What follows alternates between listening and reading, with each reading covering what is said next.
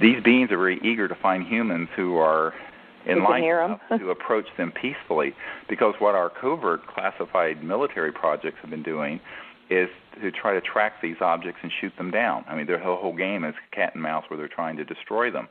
So, is that what Star Wars was really about? I mean, with the satellites and all during the Reagan administration? Yes, and of course, and I have been, if people go to disclosureproject.org, they'll see that we have testimony from over 100 top-secret military and intelligence witnesses who've dealt with this issue, and a number of them describe our attempts to down and to attack these objects. It's a very dangerous and foolish thing that we're doing, and it's threatening the equilibrium of the world, quite frankly, because... So why do you think they're coming? Why? Yeah. Well, I think they've been here around for many thousands of years. I seriously doubt it's a recent phenomenon. I think that if you look at this, and in talking to people in British intelligence and the people in the United States military, the real increase in these events happened around the time we started detonating nuclear weapons. Yeah, I get that. And at the same time we started going out into space. I mean, I think you have to understand that any civilization that has reached a point of peaceful coexistence, who would see us evolving out of the time of World War II into this post-World War II period where we began to go into space, but at the same time began to develop hydrogen bombs and nuclear weapons, I think this would put a big red flag over this planet. And my understanding is that they're quite concerned about what we're doing to this planet, and that also that we not be turned loose on the universe, where we could be a threat to other planets that are existing peacefully and do not even have the concept of warfare and weapon systems. And so because it's not just about this planet, right? I mean, it's about what happens on this planet affects the totality of reality. Of course, and every thought and conscious action, but when there are mega system events that happen on a planet like this, it certainly affects other worlds, and it affects the equilibrium of the cosmos in general. So there's a serious reason for their being here. I think number one, they're observing what we're doing and watching us make this big transition from a fractured sort of warring world to a peaceful civilization, and we are going to make that transition. It may not all be smooth, but we'll make it. And I think meanwhile they're wanting to be sure that we don't become a threat elsewhere, and I think they're also wanting to start to open up contact with people who are peaceful and enlightened enough to understand how to make contact and why they should be making contact. Sure. One of the things I point out to people is that a lot of folks will say, well, you know, what if some of them are hostile? I said, well, the only ones that are hostile are the ones that are being manufactured by humans. And the big mythology in the New Age world is that there are the good ones and the bad ones, and in reality, most of that is disinformation created by the intelligence community to scare people, because eventually they would like to have us put all these weapons in space and spend trillions of dollars on Star Wars type stuff. And this is exactly what we've already done it. I mean, but I mean, I have folks who worked on these in the 1960s, where we already had weapon systems that were based in space that were targeting these extraterrestrial vehicles. So this has been going on for 40 years. There's not just one race that's visiting us, though, right? I mean, do you get that? Oh, there are dozens. Yeah. And none of them are hostile, and none of them are harmful. And some of them are quite worried about our hostility and have done things to try to contain us. And I think that containment, like a quarantine type of exercise, has enraged some in our classified military projects, and they don't understand why these beings would not want us, for example, to be traveling with our experimental anti-gravity vehicles, which we have, all the way out to Mars or all the way out to some of the other planets. And the reason they don't want us out there is because we're not going out there with the right intention. So the core to making contact with these beings, and the key to humans as a species being welcome in space, is establishing universal peace. World peace won't cut it. It's not going to be enough just that we have peace on Earth. We also have to have universal peace, which is what we're telling people, is that it has to evolve into an understanding that peace has to occur not just on Earth, but our whole attitude towards the cosmos has to become peaceful, or we're not going to be allowed to fulfill our potential to become ourselves interstellar beings. Boy, Stephen, we have a lot in common. This is awesome. Well, you know what I find fascinating is that there are so many instances where military has fired on the ships. I mean, even going down to Mexico and interfering with things that were going on down there, our government. And I don't know of any instance where any of the ships have fired back or done anything destructive. No, it has never happened. And, if you go to a UFO conference, quote unquote, you'll find that at 90 to 95% of everything being shared there is some type of concocted disinformation designed to scare the bejeebies out of people. Yeah. Because, just like 9/11, the way that you control the masses is through fear, which is the opposite of love and the opposite of peace. And I think that this psychological warfare technique has been used for, since the beginning of time, for demagogues to control the masses. And yet, when our team has gone out all over the world, I mean, you have to understand, we have had an advanced diplomatic team that has gone all over the world to areas where these ET beams are being seen. We've made contact. We've had nothing but the most beautiful and peaceful encounters. All these stories of mutilation and abductions and torture and sexual rape and all this negative, horrible stuff, that's all disinformation or counterintelligence activities.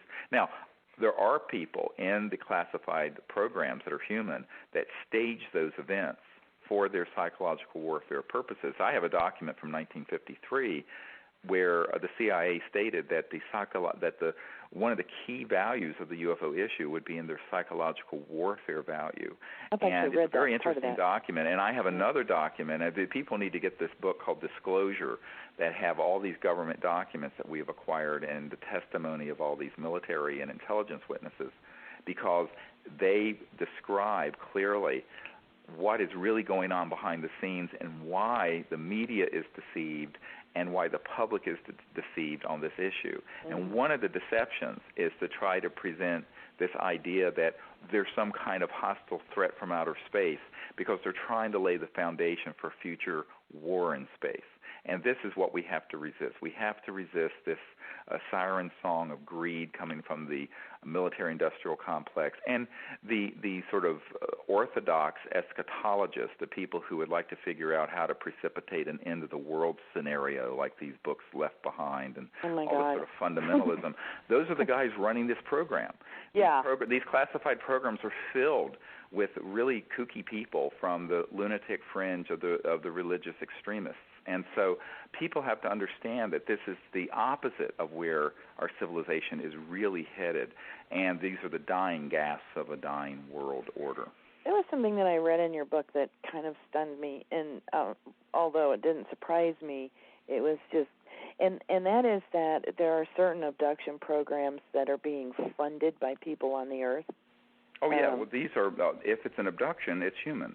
If it's contact, it's ET. I tell people this is all linguistic, perhaps, but there are lots of people who've had ET contact, and there are lots of people who've been victims of these abductions, which are run by humans. For example, I have personally interviewed several military men, one of whom was an Army Ranger, who worked on special projects that were compartmented, where they were using what are called alien reproduction vehicles. And these are things that look like a flying saucer or UFO that's made by Lockheed and Northrop.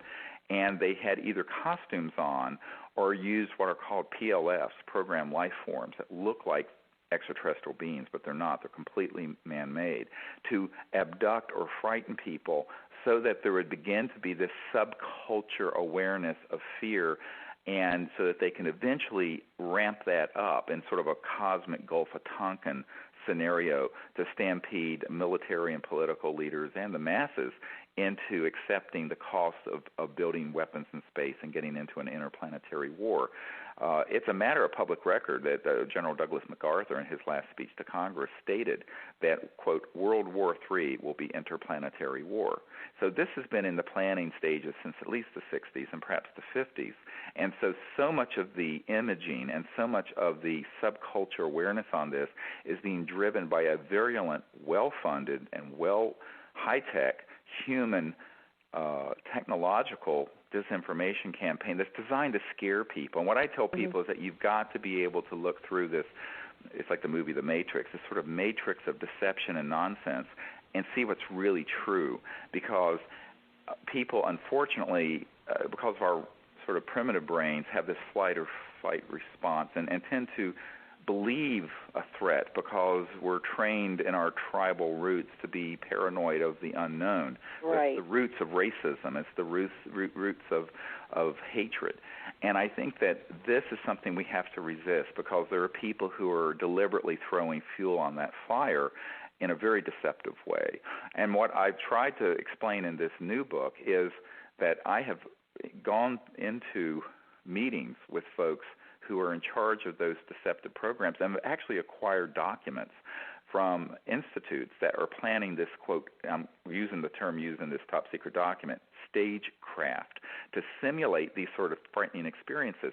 So I tell people, don't be afraid of the extraterrestrial visitors, but you should be very concerned about these other agendas, and we have to be the counterbalance to that. See, we're the children of Earth, and we alone can transform this planet and prepare it for a time of universal peace. But people that are contactees do go onto the ships, and sometimes I know do get certain markings on their bodies or other things. And when I read that, where I went was into confusion about, okay, what's what? That's kind of where it took me. You know, okay, if you're a contactee, you pretty well know you are for the most part. But then you get in, then, you know, you start finding that you have marks on your body or different things, which I've talked about on the show before.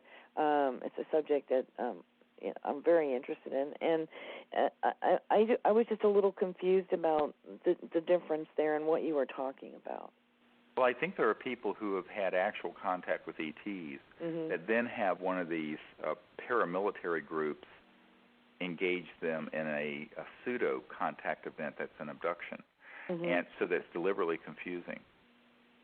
Okay. And I think that you have to take every case on its own merits. I know when they have tried to target people in my group with that kind of experience, because we have this information, we have documents and insider whistleblower testimony about the technologies they're using to do this. We're able to discern between the false contact disinformation events, abductions, and the real contact events. But, you know, this is where knowledge really is power. Without the knowledge that there's the real thing versus this Memorex pseudo thing, you're not going to be able to distinguish it. And unfortunately, I think many people can't imagine that the human capabilities have evolved to where they have. And I point out to people that many of the capabilities that I'm describing existed by the 1950s. Oh, yeah. We're unlimited in scope of consciousness and what we're able to do with it. No, I'm talking about classified projects that have have weapon systems and things that look like UFOs that aren't. And but then there's so many people that have abduction type descriptions and yet no real memories. They think it was a dream, or they wake up with marks and they don't know where they're coming from. And that's why I got confused about what you were talking about. I just wanted to clarify it for me as much as everybody else. Well, you have to take each case on its merits, and you're not going to know is it real or is it Memorex without doing a very careful investigation. The problem is that if you go to people who deal with this issue, they don't know that there's a parallel human deception program that's extremely high-tech, and they're going to confuse the real contact with the false stuff. Why? Because they don't know the false is even possible. And I remember talking to someone who did research on this once, and when I started talking about the EG&G, which is a big high-tech electronics company that was making the implants, the involvement of E-Systems and Raytheon, the fact that Northrop and SAIC and Lockheed were building things that look absolutely like an ET craft, but they're man-made, the whole concept of stagecraft. They didn't know this whole body of evidence. And I'm going, well, you better learn about it because you're not going to be able to discern. It's like a doctor not knowing the difference between chest pain from a heart attack and chest pain from a pneumonia that's eaten into the lining of the lungs or something. So, you know, you've got to have a differential diagnosis, and knowledge is the greatest purifier, it says in the Bhagavad Gita, and that's very, very true. Unfortunately, most of what is out there that passes for information on this subject, which is consumed in books and videos and TV shows and what have you, is deliberate false information or disinformation designed for a certain psychological conditioning response, primarily to condition people to be afraid. And what I've said to people is, well, let's put all that aside and let's actually go out to these places and make contact with a group of people who understand the technology of contact. And we go out not only with these consciousness technologies we're using, but also with laser systems and electromagnetic sounds that we send up and all these things. And we, and see what happens and just see if there's anything to be afraid of.